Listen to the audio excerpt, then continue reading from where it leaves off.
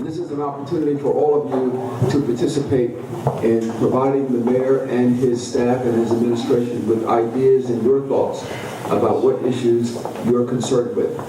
And so all of you are probably wondering, who is this guy talking about, right? I'm a resident of Orange. My name is Bob Pickett, and I happen to be on a little radio station called WBLS in New York. I work with a gentleman who's calling me right now, Bob Slade, and James Mtume. We do a show called Open Line. And believe it or not, all three of us, we live in Jersey. Mtume lives in South Orange, and I live in Orange. And I'm a proud resident of Orange for the last 10 years. And I am delighted to be moderating this evening's town hall. Again, this is an opportunity for you to talk back to your mayor, talk back to your government. A unique opportunity. What I'd like to do now, before we start taking questions, and we're going to do that fairly soon, and each of you will be asked to come up to the mic. If you have any thoughts, anything you want to say, any critiques, any recommendations you want to make, you have 3 minutes to make your conversation going forward. Let me introduce the mayor's administration and the staff, and then we're going to hear from the mayor with an opening statement. To my left right here, we're going to start with Matt Ronaldi. He's the tax assessor. Matt. And to his left is Carl Smith, the tax collector. And we have to his left, Wendy Sykes, the Director of Community Services. And to her left, Willis Edwards, the Deputy Business Administrator. And of course, we have the mayor. And next to him is Hakeem Sims, Police Director. And Adrian Wooten, Deputy Director of Community Services. Adrian Matt, Finance Director. Michael Dowd, Fire Director. Marty Mays, Director of Public Works and Community and Planning Services. Now these are all the people at the podium, and I want to introduce you to three other gentlemen who are sitting in the audience. Laquan Best, Deputy Director of Community and Community Services and Planning. I'm sorry. Laquana Best, although he doesn't say that, Deputy Director of Community Services and Planning. And Raymond Wingfeld, Deputy Director of the Department of Public Works, and Todd Warren, Deputy Director of the Police. And in addition to that, I'm being handed another message. John Wade, he is the Office of Emergency Management Coordinator, who did an outstanding job during the Sandy storm. And Keith Royster, he's the Deputy Director of IT and also communications. And Dan Smith, the city attorney. Good, Dan, I didn't see you when you were on. All right, so ladies and gentlemen, let's hear from the mayor. Mr. Mayor, your opening statement. Good evening, ladies and gentlemen. Thank you for coming out tonight. This is a great part of our democracy where we come out and actually meet the people that govern the city and get your feedback. I thought this process was important because as much as my mother thinks, I don't know all things. And we want to have some engagement with our community to talk about what issues we're doing right on, what issues we're doing wrong on, and some suggestions that you may have that can help move our city forward. And so we've opened the process up. This is our third town hall meeting, and we have the last one tomorrow at the Elks in the North Ward. It's important, though, of course, to come out and bring the entire leadership of the city out so that you can ask questions, have your questions answered, things that are bothering you, you can get addressed right here and right now. So without further ado, Mr. Pickett, we're ready to open up the floor. There are council members in the room. Please raise your hand. Council President Tennessee Eason is here. Councilwoman Jones Bell is here. Councilman Corbett is in the back. We try to bring out all of the government, and this is your opportunity to ask us questions. And we'll continue to do this on a regular basis so that we have input from the community on an ongoing basis. All right, thank you, Mr. Mayor. Thank you very much. Ladies and gentlemen, would you be kind enough to turn your phones off? You use me as a good example. I turned mine off. All right, so let's get started. Who's going to be the first to come to the microphone and raise questions? Please. We'll bring the microphone to you. Thank you very much. If you'd be kind enough to state your name and your address. Okay. Good evening, everyone. My name is Patricia Arthur, and I live at 402 Tremont Place in Orange, over 30 years. My question to the mayor and in his administration is, I'm reading in the paper and in this booklet all these deputies that you have appointed, which we have never had. Some of them might have been on the books. And I want to know, we are a broke city, we don't have money. Where is the money coming from to employ all these people? Because it's going to be a burden on the taxpayers. We're paying a lot of tax in this town. We get nothing back. So I would like to know where in the budget, or what line it is that you're finding money to pay all these people, deputies and whatever. Thank you. Thank you very much for your comment. Mr. Mayor. Thank you for the question. And I'm going to have the Deputy Business Administrator respond to part of it regarding the budget. But all of the deputy directors that you have in place now are currently on the books in the city. And in fact, when we walked into City Hall, every director took a cut and pay from the top all the way down with the first cut and pay. And then the deputy directors took a cut and pay as well. There was a situation in Public Works where we were able to, you had a salary of about $60,000 or $75,000 that was being paid that we didn't think was necessary. So we eliminated that and gave the responsibilities across the board in Public Works, so we actually saved money in that event as well. There are other positions that aren't deputy director positions, but there's some that are grant funded that we receive from the federal or state government. But I'll direct the Deputy Business Administrator to speak to actually the budget item issues. Thank you very much, Mayor. One of the things, first of all, I appreciate your question coming forward in terms about the city. When I interviewed with the mayor gave me a mandate, and with that mandate, the mayor simply said, we need to get our fiscal house back in order. And I wanted to make sure that we have management oversight on a day-to-day basis. Well, with that, it comes with the responsibility to look at Orange and right-size government. Too often, you often hear individuals talking about we need to cut here, we need to cut here. And I agree with that to some extent. But some time ago, my mom told me you could be penny wise and a pound foolish. And in many cases, we have been penny wise and pound foolish. We have hired individuals to come into City Hall who weren't qualified for particular positions. And in addition to doing that, we had individuals who were contractors. For example, I'll use one example. In the Department of Public Works, planning, we were, in last year's budget, in 2010, 2011, we spent approximately $750,000 for a contractor. The contractor, provided us subcode and enforcement plumbing and plumbing, Marty, what is that? Plumbing, electrical, and fire. We paid $750,000. I eliminated that contract and then brought that service in-house. Each one of those individuals who were brought in-house, yes, they're new positions to the city.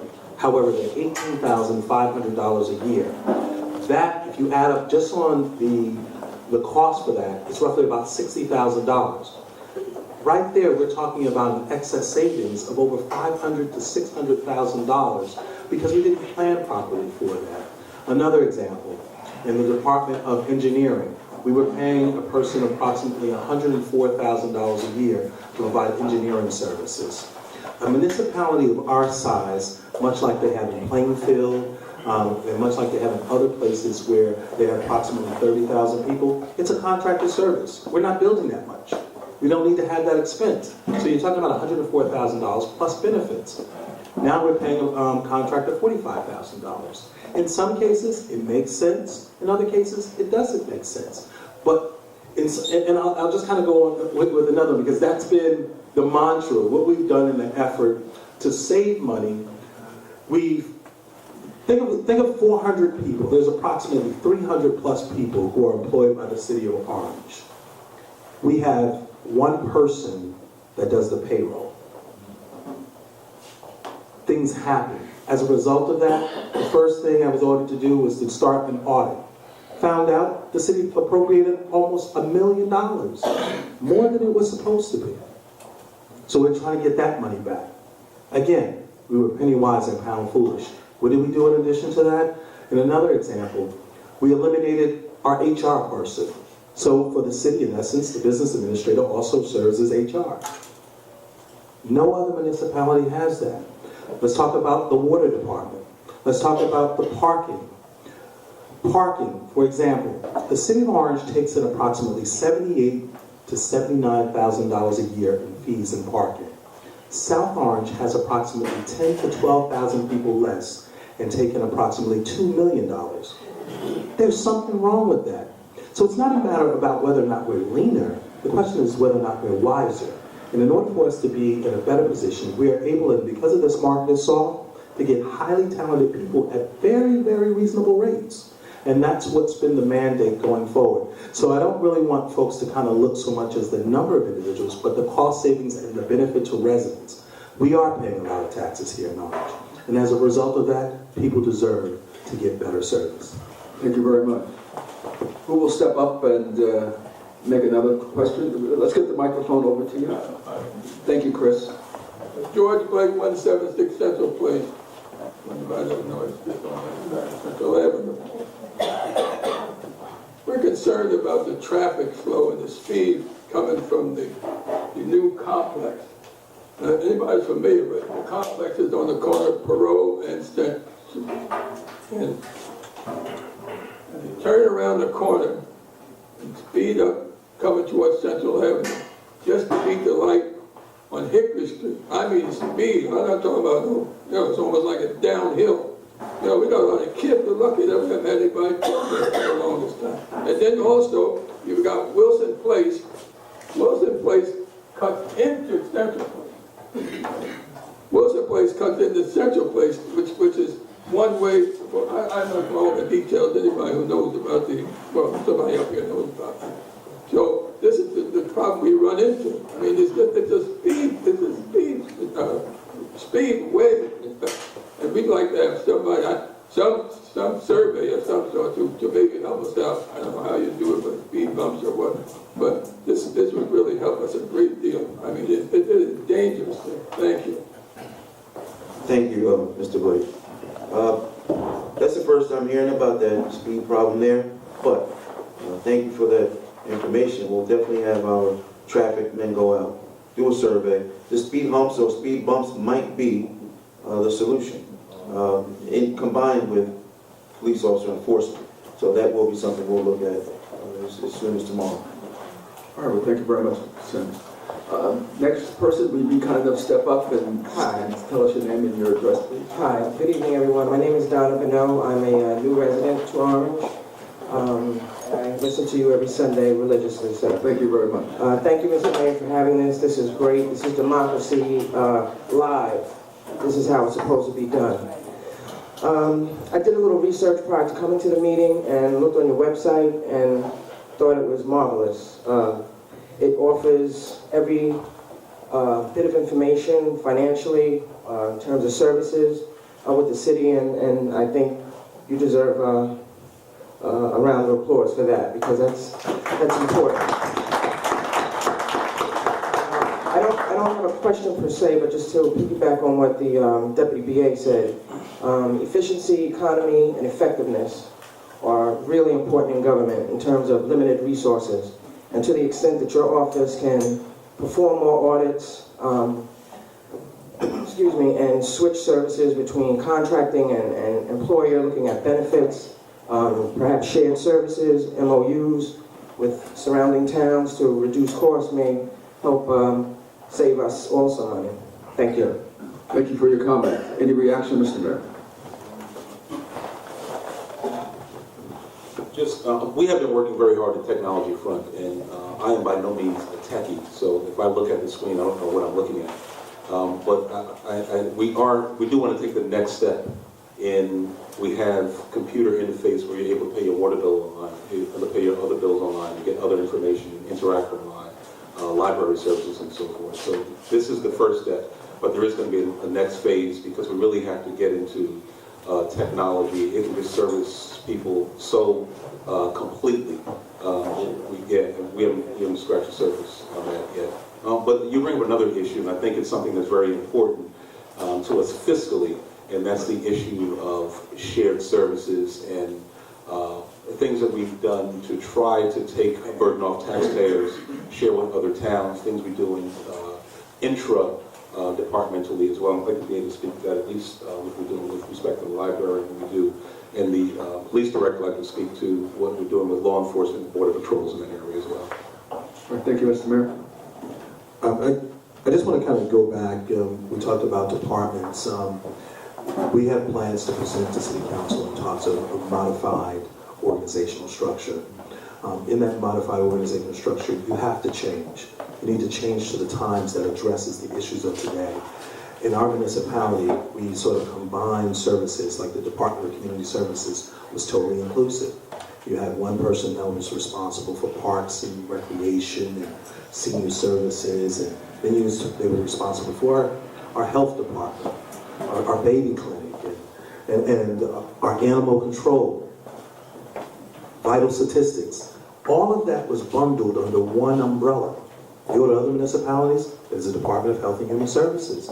They're able to navigate that process, competitively go for grants, go for state, federal grants, be accountable, bring in those resources. So our proposal is to separate that, and that's why right now you see that there's a deputy director of recreation and park services so they can focus more so on our senior citizen population. We believe that they deserve, after all of these years, to have someone pay attention to them. And it's not just those individuals who live in senior buildings, but those individuals who are seniors who are struggling to stay in their home. We have a number of senior citizens, what I like to say, they're property rich and cash poor. They're on a fixed income, trying to maintain a day-to-day activity regimen, and we need to make sure that we provide them services. To speak to the issue relevant to shared services, looking at the budget, we appropriate by state statute approximately $503,000 to the library, but we appropriate an additional amount of money of about $250,000 or $200,000, which brings that number up to about $700,000. But when you tack on the benefits that we pay, we have about $900,000 worth of contributions. So we're virtually almost twice the amount that we're obligated by state. However, I don't know if you've been to the library lately, it leaves much to be desired. We should be at a cutting edge. There has to be some accountability. So I met with the folks over at the library and I said to them, listen, if you want the support of the city, because I'm being asked to tighten my belt here and then turn over money to you, and I turn around and I see that you're in 2 or 3 lawsuits because you haven't had adequate services appropriated. Well, we put some fiscal controls in place and we says, listen, the city's going to appropriate these fundings to you by way of our city council. Well, I have a fiduciary responsibility to make sure that money is handled. So what did we do? We started working into an interlocal agreement. For example, the library services was paying ADP to the tune of approximately $10,000 a year to do their services. Well, it's 12 employees. We can absorb that cost in the city. It doesn't take anything much more than an individual to do some extra keystrokes. That's a $10,000 savings. And now you talk about building services. Well, they were paying for a contractor to come out, and that contractor at that point will now also do the snow removal. And quite frankly, these individuals who come in here and bid for these contracts don't have the same vested interest as the individuals in this room. I wanted to make sure that these individuals had a fair opportunity to reaching out. So what did we do? We now have our Department of Public Works helping service them. The library also had an issue where there were approximately 3 maintenance individuals at one time for the library. Well, that's not the case anymore. They have one person who serves as their security, their maintenance, the general groundskeeper, and everything else.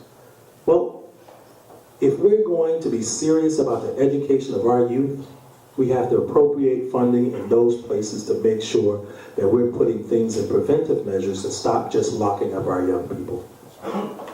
Thank you very much, Mr. Warren. And there's just one more issue with regards to the Board of Health.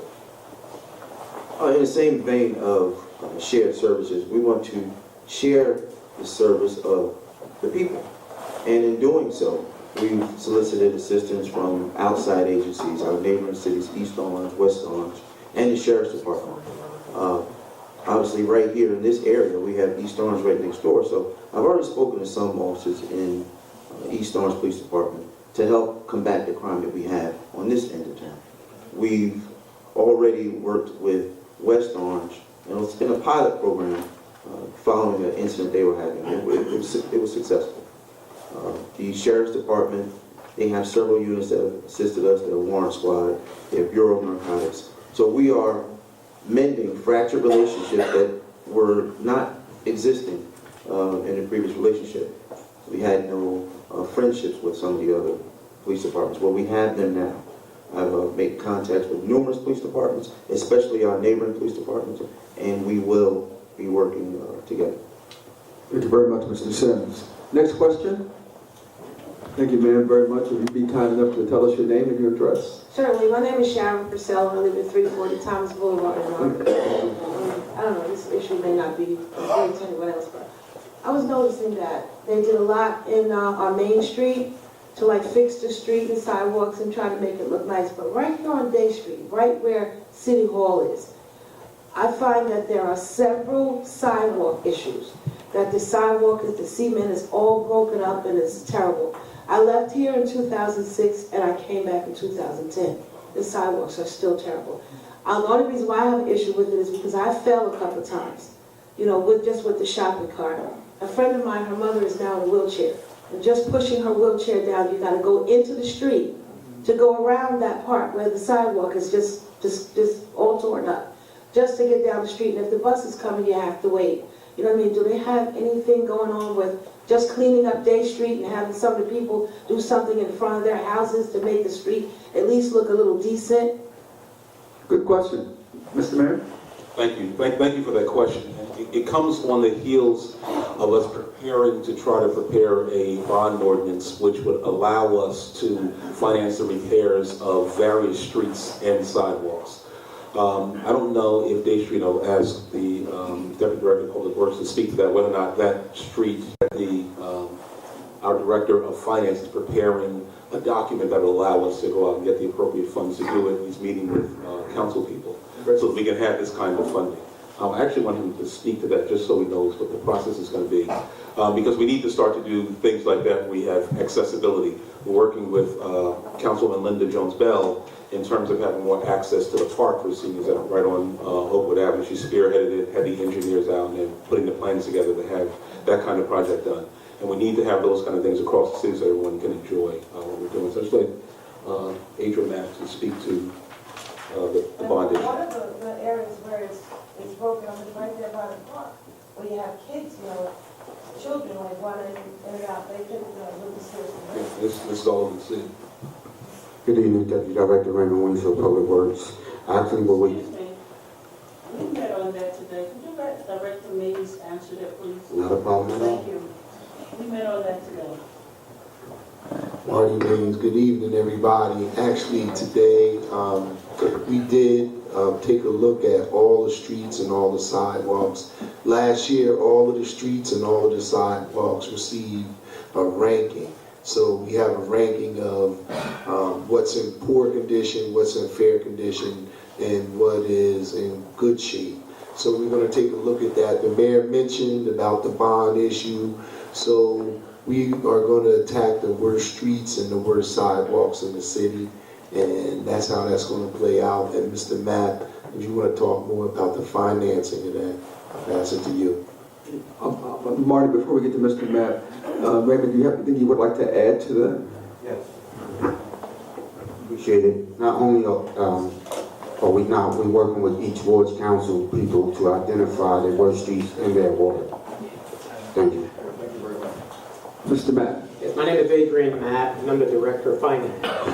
And as you know, there is a need to repair reconstruct, refurbish a number of streets in the city of Orange. And to that end, we have begun the process of putting the financing in place so as to be able to repair a number of the streets. Not only the streets, but there's some other capital needs that we have included in that capital ordinance. And we are having meetings with the respective members of the governing body so as to get buy-in in terms of which streets ought to be addressed first. And someone mentioned the condition of North Day Street, and I can tell you that Councilor Linda Jones Bell has already recommended that street as one of the streets that ought to be in this first round of road construction. And so we will continue the process, but it is very important as we have these meetings with members of the governing body that we are able to move forward to adopt the capital ordinance so that the road project can begin in the spring of 2013. Thank you. Thank you very much. Let's have the next question. Who's coming up? Ma'am? Hold on one second. The microphone is coming right at you. Give us your name and your address. Greatly appreciate it. My name is Betty McLeod, and I live at 340 Thomas Boulevard here in Orange. And my concern is about all of these shootings. My nephew was just shot on Thanksgiving.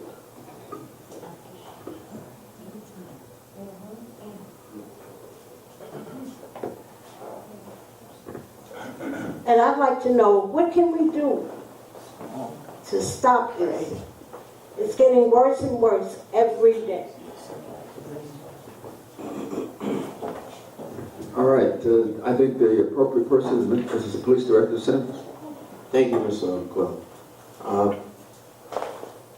The main thing that we've been doing is, as I mentioned before, we've solicited the assistance of other agencies. We at the Orange Police Department, we address every shooting, every violent crime, and there are times the crime extends beyond the city.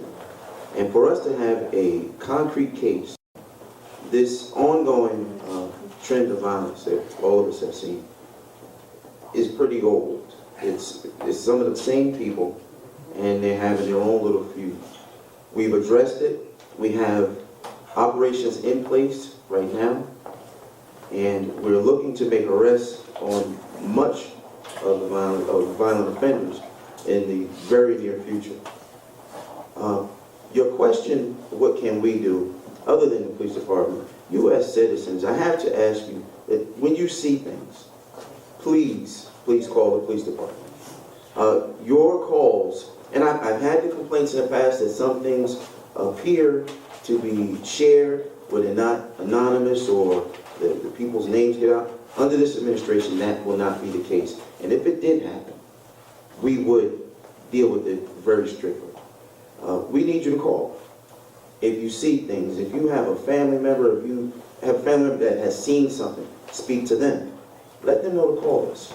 We're here for you. This administration is here for you, and we are, as you have seen on much of the periodicals and much of the brochures, we're moving forward in the vein of a safe city.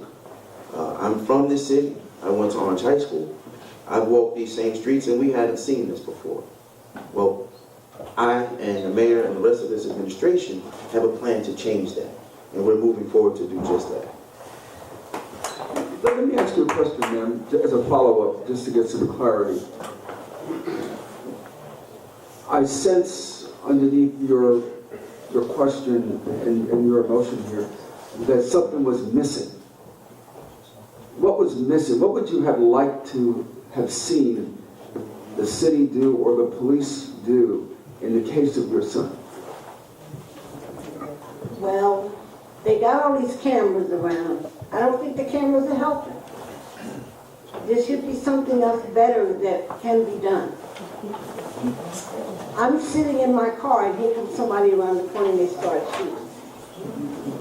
And that's what happened. Okay.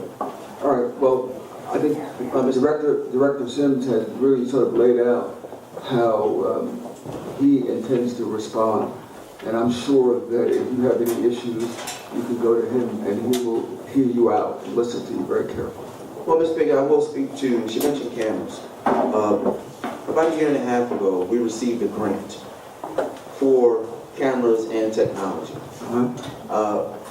It pretty much sat for a while.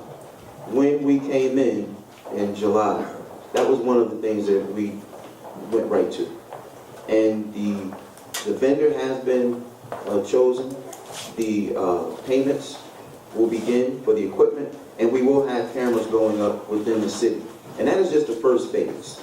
We hope to have more cameras. We're soliciting other buildings and developers. When they put up buildings within the city, we want them to put up a camera as well, and we'll be able to tap into that for any information that we may get.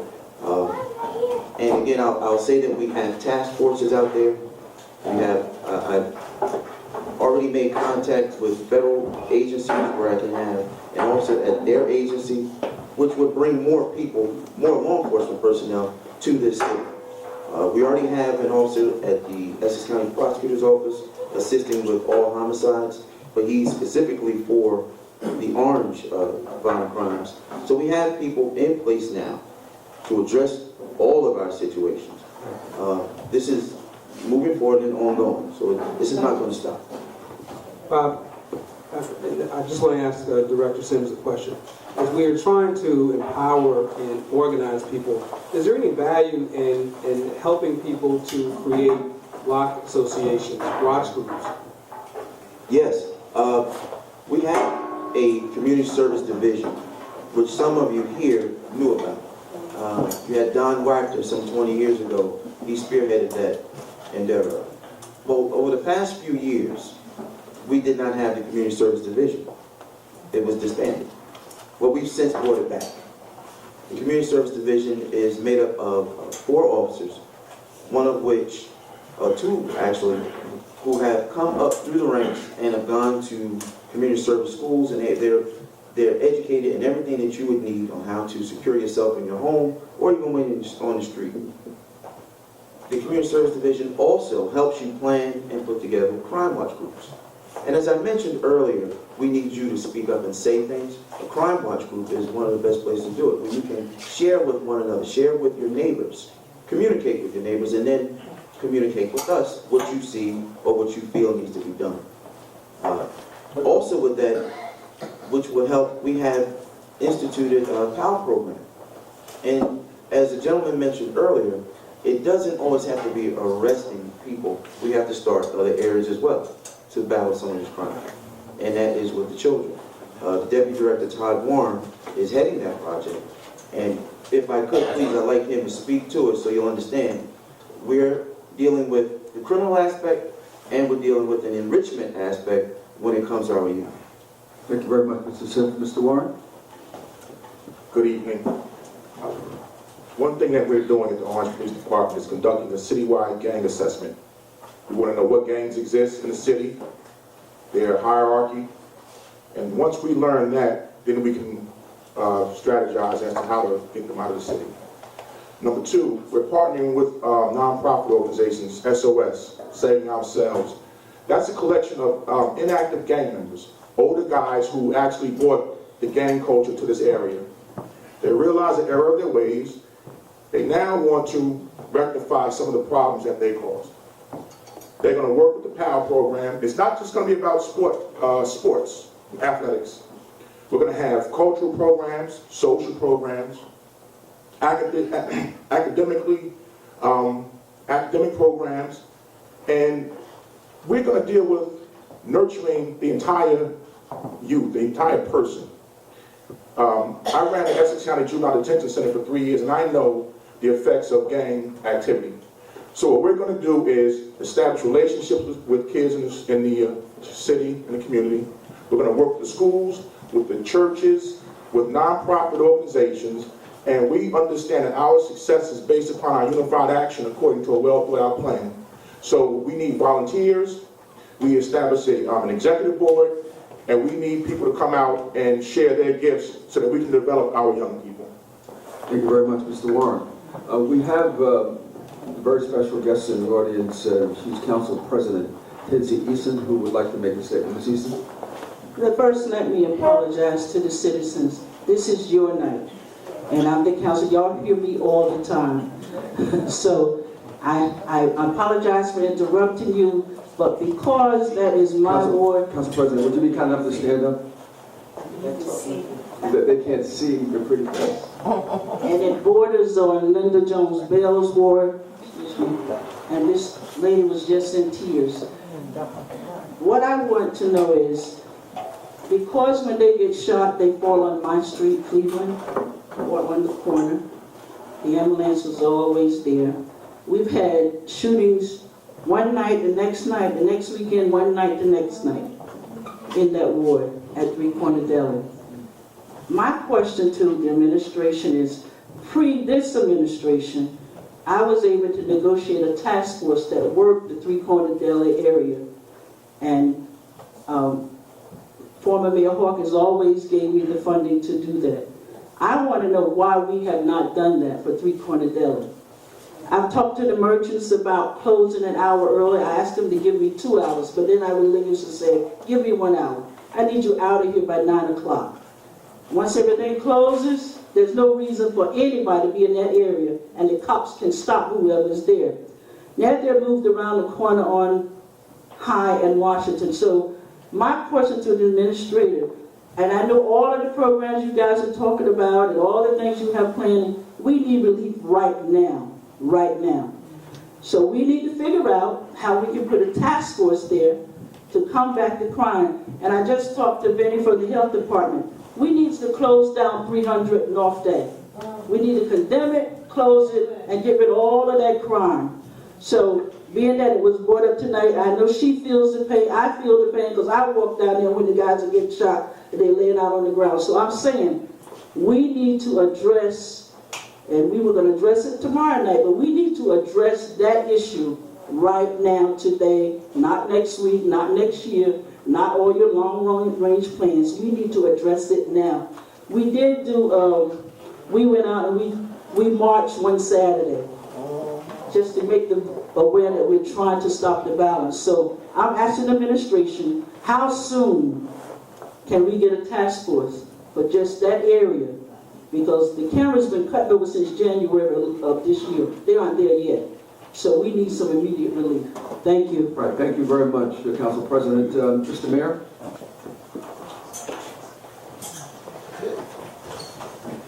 Thank you, Councilwoman. And I'm not familiar with the task force that you mentioned, but I've directed our police director to meet with you as early as tomorrow to find out what resources are available there, what manpower is available there. And he's already indicated as part of the budget season that's coming up, there will be appropriation to create that kind of task force. We do have another task force that actually went out today, and it's multi-tiered. It's police, fire, health, public works, inspections, and they go through and they look at the abandoned properties, vacant properties, and properties that aren't being well kept. Because we found that vacant properties are just havens for drug dealers and people who shouldn't be there, and it causes danger to the community. So that task force is already in place. Didn't cause us any extra money. It just put different departments together and went out, and they were empowered to write tickets, to bring people to justice, to have police arrest, and they found vacants. But this other task force would be more heavily law enforcement, and the police director is putting together a budget so that we can present it to the council so we can move forward on that as well. Thank you. Thank you very much. Would the police director like to make a comment, or are you satisfied? Yeah, I would like to add one thing. I mentioned it in the previous 2 town hall meetings.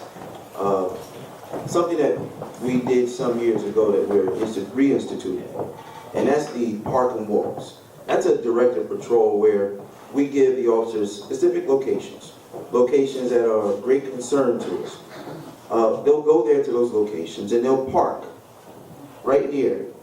Not only will they just park, they will get out of the vehicle and they will walk around that area. You see, that's a 2-pronged effect. One, people that have ulterior motives on their mind, they'll want to see the car. And then if they look down the block, they'll see a police officer walking. So that's almost an extension from the vehicle to be a walking post. Now, there are constraints that we work in because of the times. The mayor did mention the task force that we're looking to fund, but that that's one of the right now things that we do. Most of you have seen the police officers somewhere parked. Well, now they'll be parked and walking. So that is the right now that we can perform today. If something happens around the corner, well, we'll respond there. But we can only sit in one place at one time, but we are trying to sit as many places as possible. All right, thank you, Director Sims, very much. The next person would be young lady right there. Kind enough to stand up, please. Tell us your name and your address. Good evening, everyone. My name is Nan Coney, age 81. I live 268 Oakwood Avenue in Orange. I had 2 accidents. The first one, I fell on my left leg. It was fractured. No ice was down. No salt was down for the ice.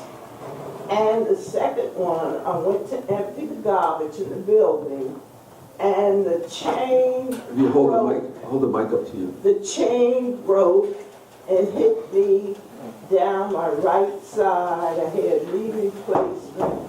The other one was fractured foot, and that was something. I'm not lying for money. This is true, and a lot of us need help.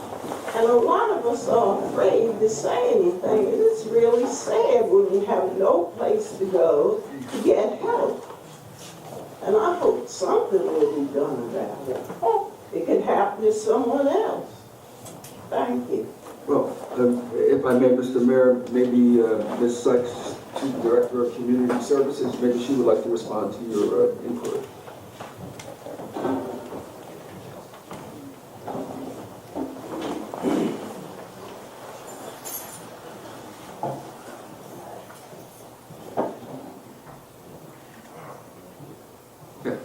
If I could, I just want Director Marty Mays just respond to the ice issue.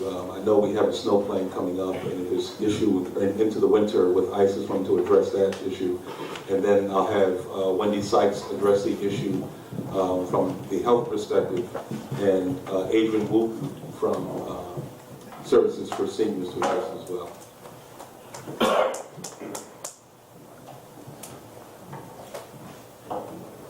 Hello, Marty Mays. I'm not sure if you talk about you fell in the street or On the sidewalk. On the sidewalk. First time I came from Atlantic City, no salt was there. And I fell and I was on the curb hollering, "Oh, could nobody hear me?" It was dark. The 4th car came past, a man picked me up, took me in the yard to sleep. The police came, a lot of seniors was out there, but they won't say anything. Okay, well, one of the things that we are doing currently right now, we are revamping our snow plan, and based on what I'm hearing from you tonight, we want to make sure that the senior buildings are covered and that they're well salted. As you already know, we had a couple of storms this year so far, and believe it, I really didn't take that into account, but we will make sure that the senior buildings are well taken care of, because we don't want the seniors falling, definitely for lack of salt. So the snow plan in general, we are revamping it. We're looking at what other towns are doing. We've been holding meetings now for the last 2 months, and I said this at all of the town hall meetings we had. I'm the guy that you guys hopefully will know whether or not I got the job done in terms of snow removal. So I want to, everybody, when they see me, give me kudos and say that I did a good job. I'm going to be the person responsible for that. We are working on it, and we hope to have a better response, because we do understand that everybody pays a lot of taxes and everybody cares about Orange, and we want to get that snow up and get it out the way, and hopefully in the morning when you come out, you'll see all blacktop. We're going to hear from Wendy Sykes now.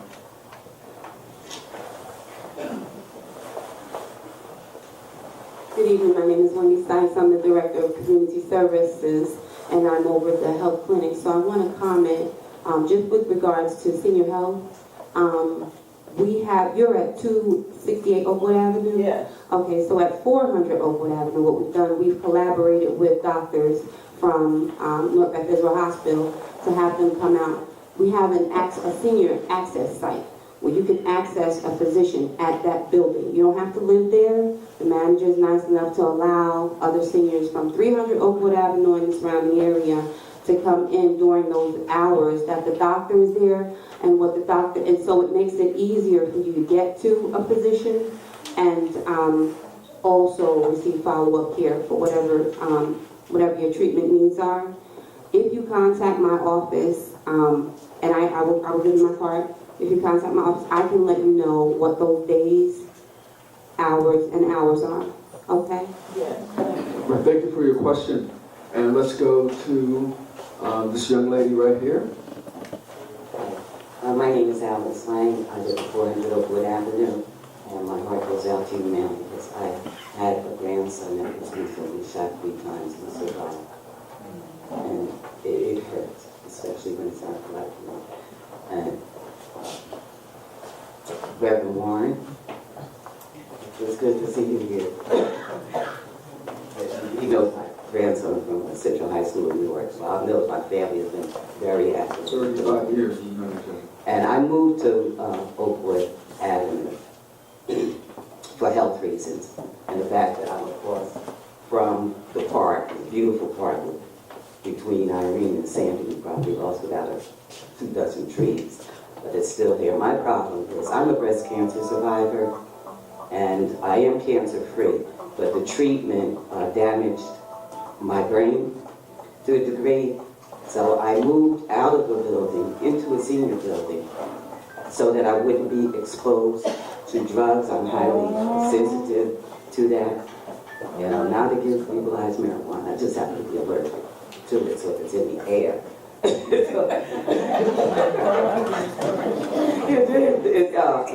It does bother me. And I've called the police department and other drugs when you cook them and they get in the air.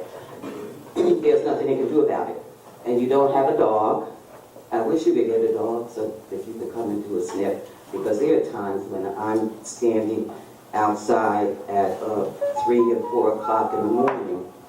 So I'm in worse shape now, because it doesn't affect my bronchial tubes and things, than I was living in a commercial apartment building. And can you get another number? When you're dialing the police department, there is no number for like a non-emergency. Always have to use like a 1 or something for fine. I would appreciate that. But other than that, I can say from the short while that I've lived here in the area, because I'm from East Orange, but the policemen have been very nice. They seem to do a good job of keeping that corner by the bodega clear because we walk. But there is a speeding problem on the street. Thank you, Alice, very much. Director Sims. Just one question. You said the smell, is that in the building or when you're outside the building? In the building. Okay. In the building, and sometimes it can start at 11 o'clock, 11 o'clock at night, and sometimes it can go on the whole weekend. Okay. So I'm paying for an apartment that I may not be able to live in 2 days at a time. And I've never been homeless, but sometimes I feel like it's Right. Well, New Jersey's moving toward the legalization, so if it's happening right now, it's illegal. So you need to call us so we can come see what's going on. Right. Very seldom does anyone smell it. And I said, I'm Right. extremely sensitive. But we do. It's very painful. Yes. If you had a dog, you'd be fine. We have one. So, we have a drug detecting dog. They told me something. No, it must have been before July. I'm going to tell you we do. And he has been working. So if you actually have a few officers here today, there's 2 in the back. If you could just give us, maybe not your personal information, but just give us the floor. Or even when you call. How do I know where it's coming from? Well, you know what we'll do, if you're smelling it. They could have a prescription anyway. Yeah. I'm saying that, but all of it is not. It's not.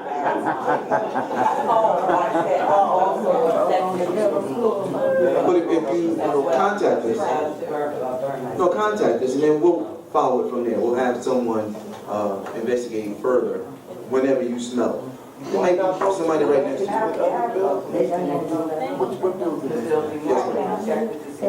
Yes, they do.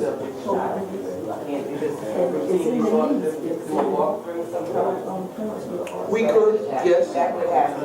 Well, now that we know. No, now that we know, we'll definitely look into that. But we do have a dog, and we'll definitely have him or some other officers come through. Give her the number, the non-emergency number that she... Right. The non-emergency number, anytime you call the 973-266-4111, and you press number 1, you'll get a dispatcher. You won't go through any more prompts. It goes right to the dispatcher. The message that it gives doesn't say that. When you press number 1? That's why I said I press 1 most of the time, but I feel... Okay, and when we leave here, I'll find out if there's a problem with the system. Because usually, that's how it works. She said to get someone, but they don't say it's not emergency. She feels guilty that she... The message that you give me say press 1. Yeah, it shouldn't be a message at all. Press for this. Yes.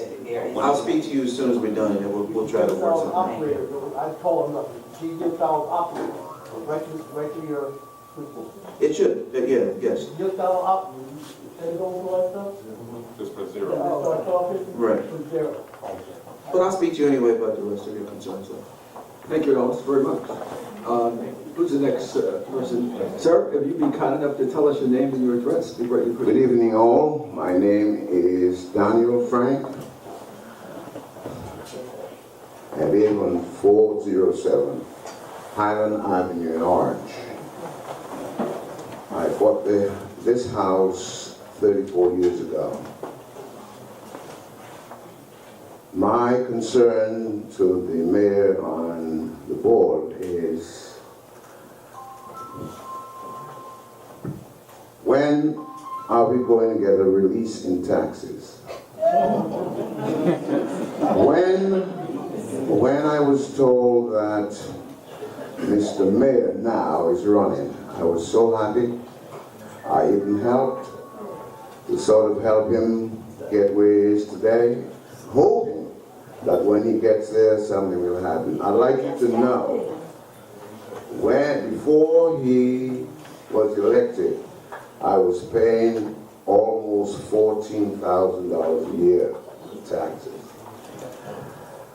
Now I'm paying over $15,000 for taxes, and I got some papers 2 weeks ago saying the taxes will be up or close to $16,000 next year. So, Mr. Mayor, and your staff, on finance, could you, maybe you can't give me something now, but could you do something about it? Because I am 80 years old, my Social Security is gone to taxes. All my savings is depleting. I need some help. I told my wife to sell the house. We can't even get it sold because of the problem with house selling today. And I hope and pray that I voted for you, sir. I hope, and my wife did, and I hope it wouldn't be in vain. Please help. Thank you. Thank you. Mr. Mayor. Thank you, sir. Thank you for your support. Taxes is a big issue, and I pay a tad bit more than you, and it seems to be more difficult every day. But there have been some things that we try to do to level off the tax burden, and one of the biggest things that I'm working on now is the hospital site. I'm looking at the hospital site to maybe knock off a point in taxes in terms of that development. And there have been active people looking at the hospital site, and they want to come in. It ranges from residential, high-end residential units, all the way up to retail, sort of a box store such as a Target. So there is some interest in the site. The site now is paying us less than $100,000 a year now. It could be multi-hundreds of thousands of dollars if we get it online. The same thing as our other development projects downtown. It's being called the Tony Galinta project down by the train station. Another tax boost that we'll receive. If you look in back of Bravo, the Harvard site right on Central Avenue, that project is ready to go. it will bring significant revenues in town, because we just had a meeting in Trenton today with the Department of Community Affairs. All eyes are on Orange in terms of investment and development. And what the commissioner agreed today was that if we did condo units on the Harvard Avenue site, there were going to be market rate rentals, there were going to be rentals on a affordable basis. But the Commissioner of Community Affairs says in Orange, we can build housing that's market rate, and you can build home ownership. And they've agreed to set aside funds to finance home ownership of those projects, to guide people into the city of Orange. Those are significant tax dollars. Those aren't public housing. It's not low-income housing. We don't receive the tax rate. They want maximum tax rate. It helps that the Commissioner of Community Affairs lives in Orange. And so while we have the ear of Trenton, we need to take advantage of it every second that we can. The other policy that we're going to do is going to level taxes. Everyone won't get savings on this particular proposal, but it will level out some of the taxes. And that is the revaluation of the property throughout Orange. And I want our tax assessor, Marinelli, to speak about that and where we are in that process as well. Matt?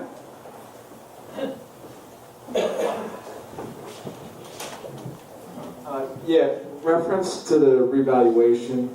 The process, obviously, many of you were here when the last revaluation happened. At that time, it was, as it was in most of northern New Jersey, the peak of the residential market. Now we're, as the mayor said, going through the process of securing a vendor.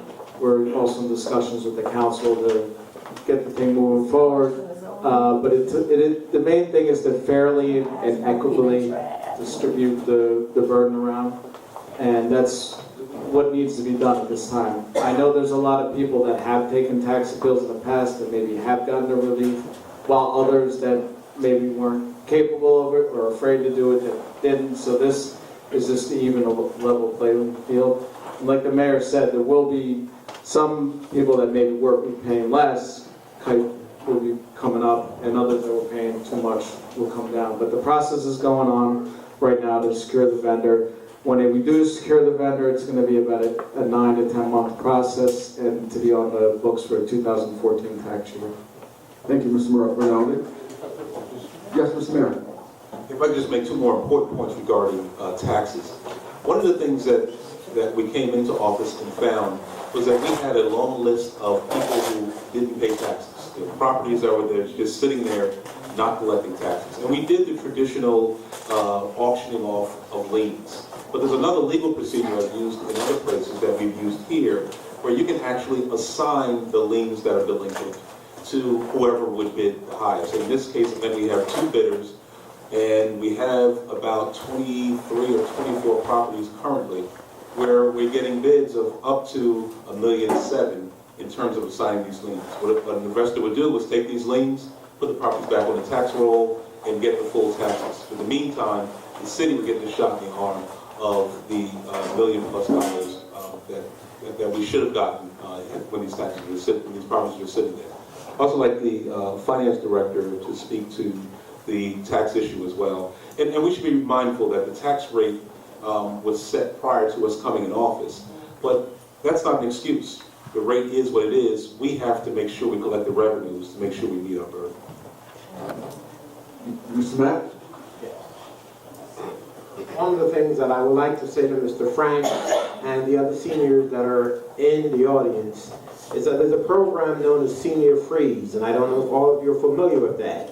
So I would like to invite Mr. Frank to speak to our tax collector, Mr. Carl Smith. You can speak to him after the meeting, or you can call the office and make an appointment, and you can come in, and we will provide you with the information and the assistance that you and other seniors need. I think it's extremely important that you're aware of this program, because Senior Freeze means just that. If you qualify, your taxes are frozen in place, and you don't pay the tax increases that other residents have to pay. Mr. Matt, just for the audience's sake, what are the criteria for that freeze?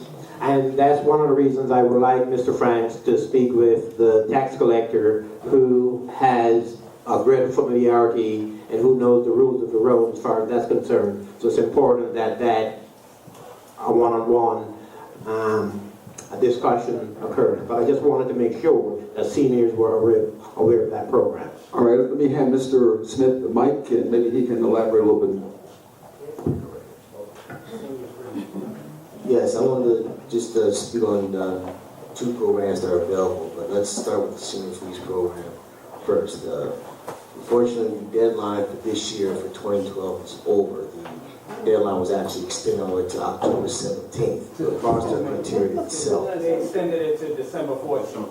No, that's for the homestead rebate. I'll get to that next. Let me just speak with the Senior Freeze, the PTR program first, but I will absolutely address the homestead rebate. That's another program available not just for the seniors, but also for all residents. But for the PTR program, the property tax reimbursement program for the Senior Freeze, is a reimbursement. The way the program works is that you have to pay your taxes in that year. What happens is that in the following year, you get a refund for the difference when the taxes go up from the prior year. So let's say your taxes in 2011 were $10,000, and in 2012 it will be $11,000. You get a check in 2013 for $1,000. So there's a reimbursement program. In order to qualify for it, you have to be at least 65 years old, and you cannot make no more than $80,000 as a married or single person. Now, to address the homestead rebate program, that has been extended to December the 14th. That is not only available for seniors who are over 65. With that criteria, you cannot make more than $150,000 as a single person or as a married couple. But that program for the homestead rebate has been extended to all residents, but you cannot make more than $75,000 if you're less than 65 years old. So those are two great programs. Now for the homestead benefit program, the number for that is 1-888-238-1233. That is 1-888-238-1233. That's for the homestead rebate program. Once again, that's 1-888-238-1233. And the deadline for that is December 14th. I do want to stress if you contact City Hall, you can get this information. If you haven't written it down and you don't have it, you contact City Hall, you can get this information. This entire administration has an open door policy. You come in, you'll make an appointment with anyone up here, you make the appointment, you come in, they'll meet with you, and all this information is available. And I'm sure at some point, Mr. Royster will put that information online as well, at some point. So, all right, who's next? I'm Howley, 61 William Street, Lawrence, for many, many years, since 1970, 71, I was senior check. What I want to speak to... Could you be kind enough to hold the mic close to you? All right. Thank you very much. I remember a lot of problems about the cars parking on our street. I live from here to Jersey Street down to Greenwood Avenue, that rock, single rock.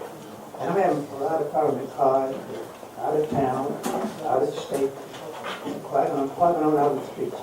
Every night, every single night. And I called I police many times about this, and nothing can never be issued. So I am fed up, kind of angry about it many times. These cars, these cars coming, parking on our streets, down Virginia. I have no driver. And I come in at night, no place to park. A car coming from out of town, even out of state. And I want to, this to be stopped. Make me angry, I mean, it's no place to park. And I did this, I've just admitted many times, and nothing, they don't do anything. I was police, they'll even come out and that's that home. All right, thank you, sir, very much for that comment. Police Director Sims, you want to react to that? You said this is William Street between Hilliard and, Hey, go ahead, go ahead. between Hilliard and Glenwood. Okay, well, what I'll tell you now is we'll address it this evening with the patrol division and ensure that they pick up their routine patrols in that area.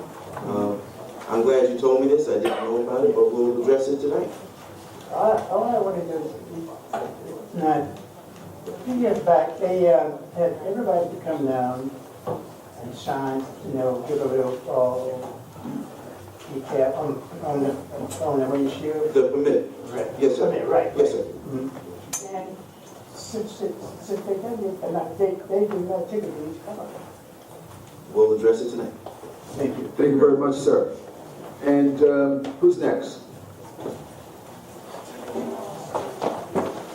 Okay. And I live at 3.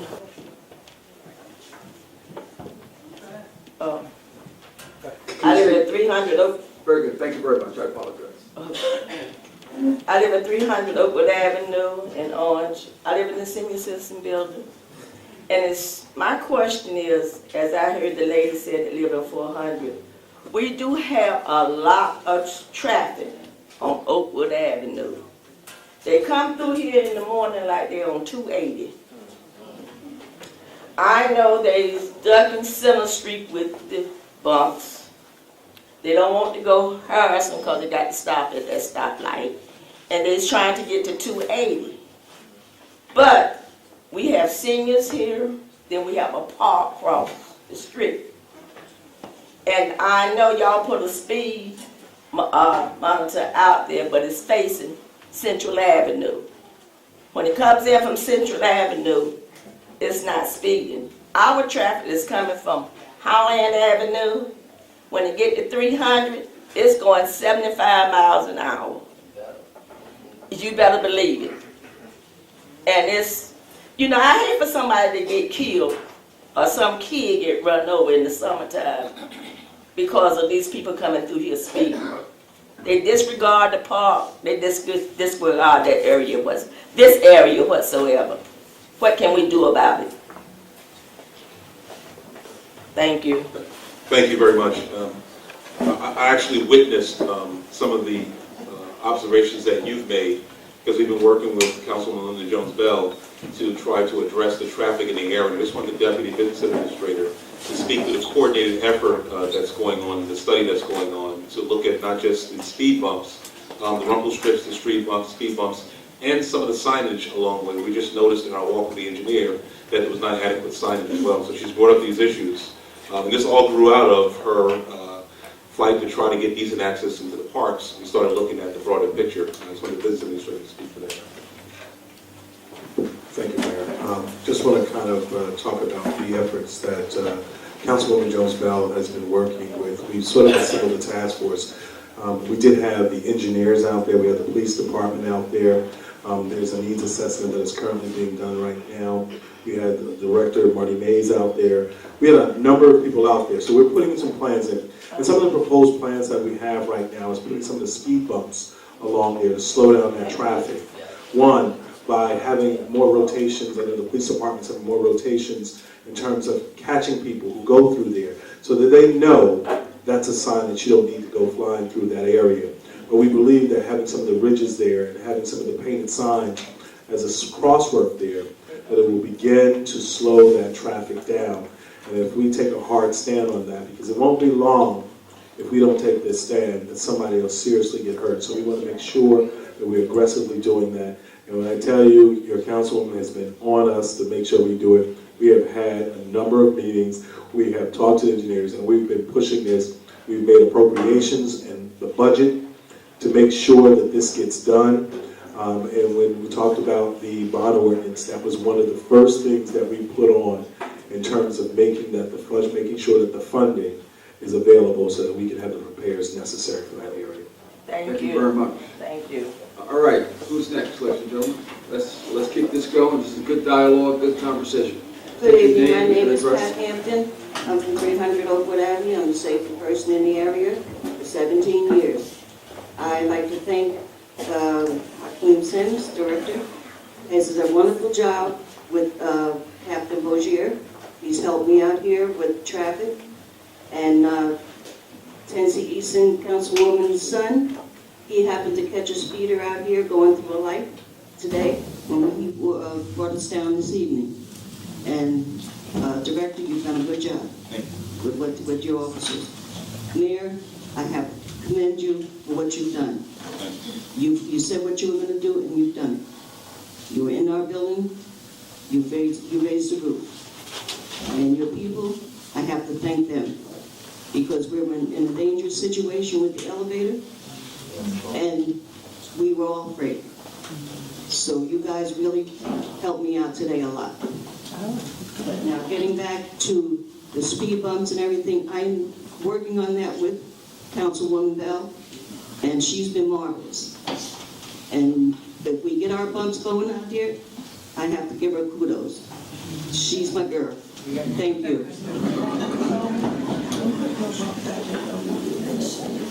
Thank you very much for those comments. Madam, if you be kind enough to stand and give us your name and your address. Good evening. My name is Helen R. Wilson. I live at 268 Oakwood Avenue. I'm a firm believer in free enterprise. This past summer, on Main Street, a new business opened. I was shocked. There are some things in the window.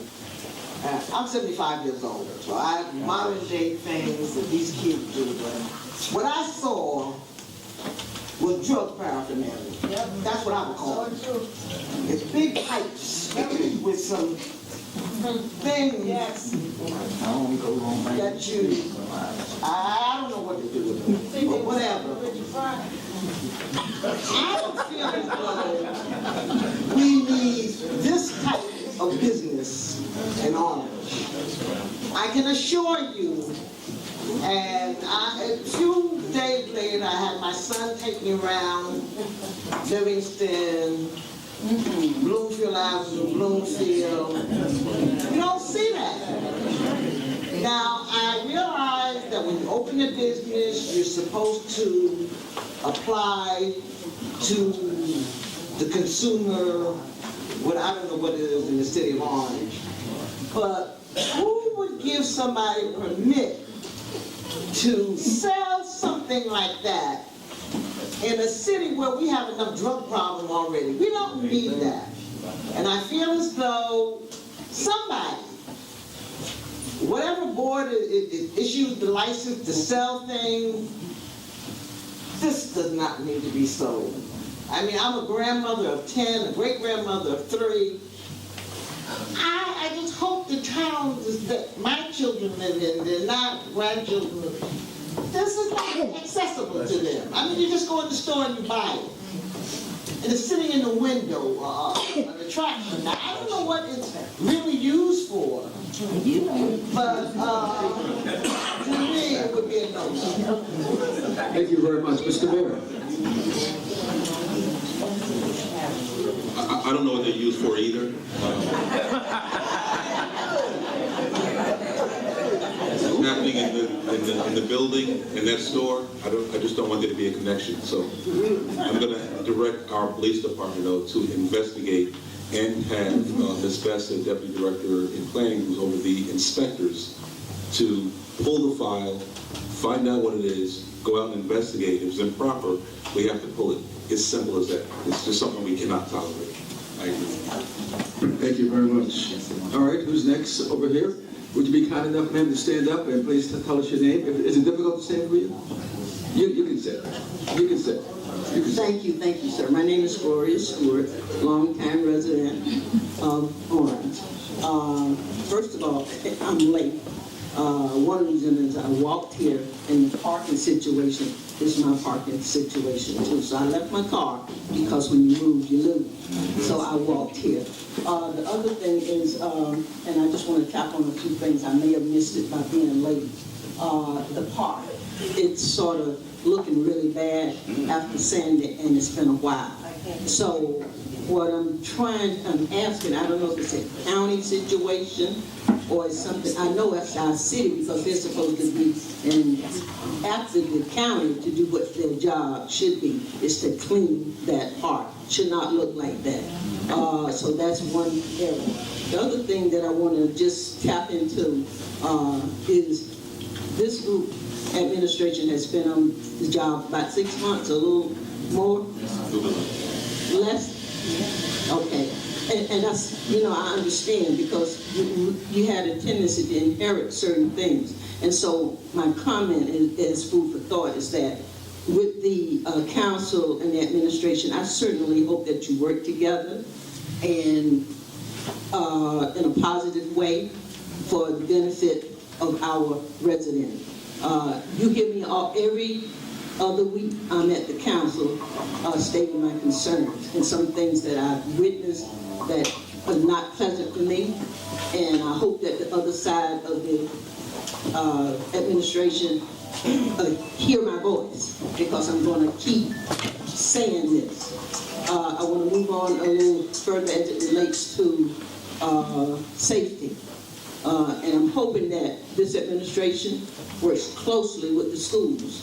I'm an advocate for public education, and I know you support it. So I'm asking that you work with them, that you are out with the schools, in the schools, so that the students know who you are. And going a little deep into safety, and I don't know if you touched on it, the shootings here in Orange, you may have touched on that already, but I think it's a concern, something we need to work on. Orange, 2.2 square miles, and I'm not saying that it's easy, and that if we get something in place so that we can sort of work on it. And I know you have a not orange, not in orange, and not in orange, it's good. So if we can embrace that and make it work for our students, because every time it happens, it just sends a deep pain to my heart. And like your grandmother just said that her grandchild, I think, was injured, shot 3 times. I know it has to be painful. Some things you never get over. My neighbor in May was, and I know all of you are familiar with that situation, and there's some things you just don't overcome. So we need to work on that. I'm a little long-winded, and I know sometimes they give you 2 minutes, 3 minutes, but I'm about to cut you off. That's all right, because like I tell them, I'll come back the next time.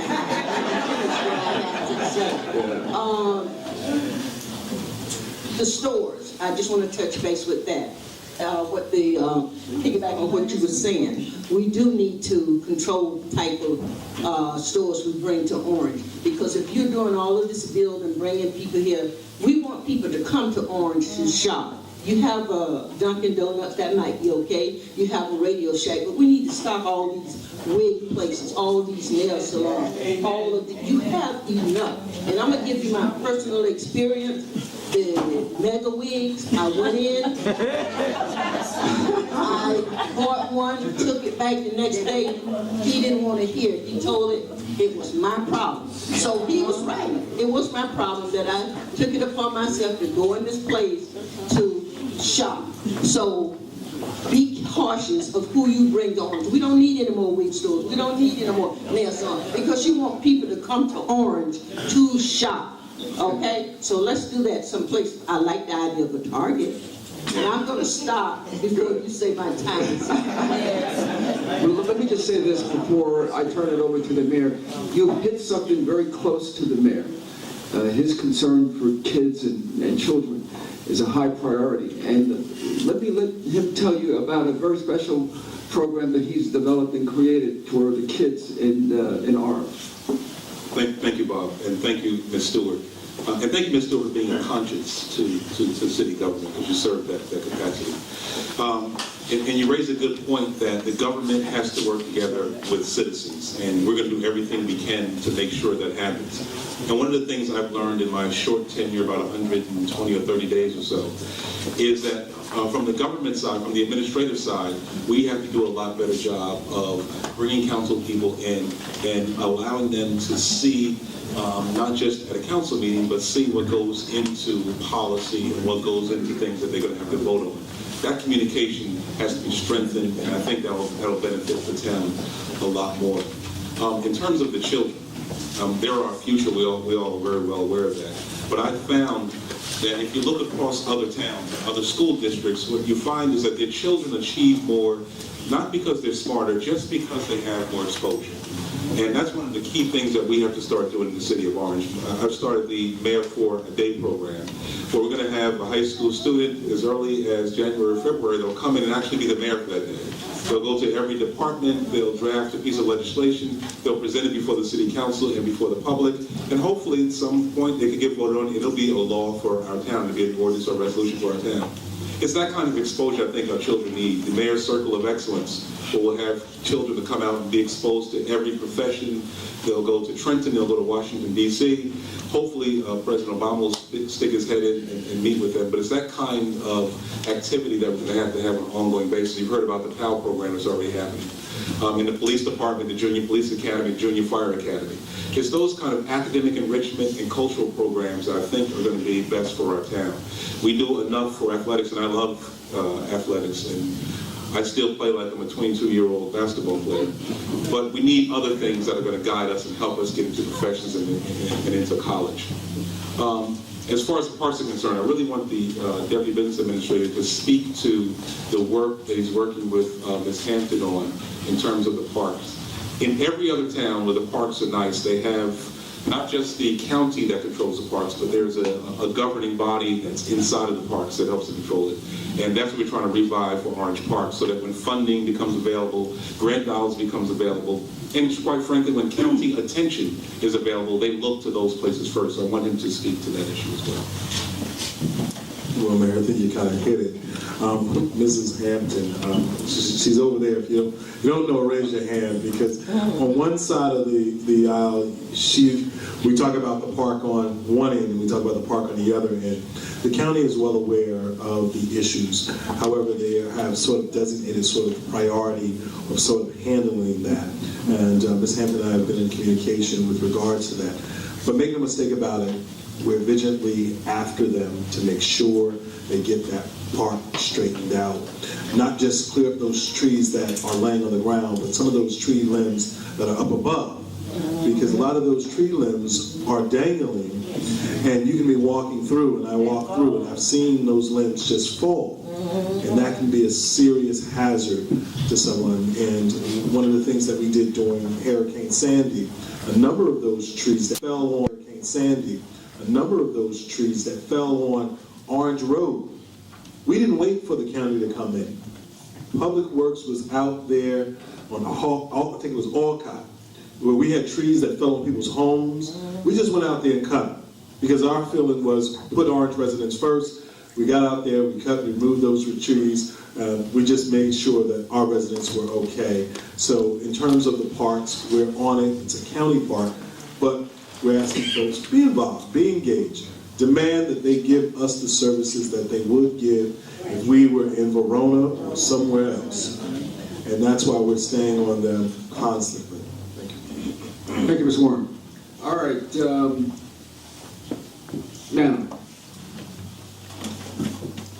Good evening. My name is... Hello? Yes. Turn it on. You just have to turn it on.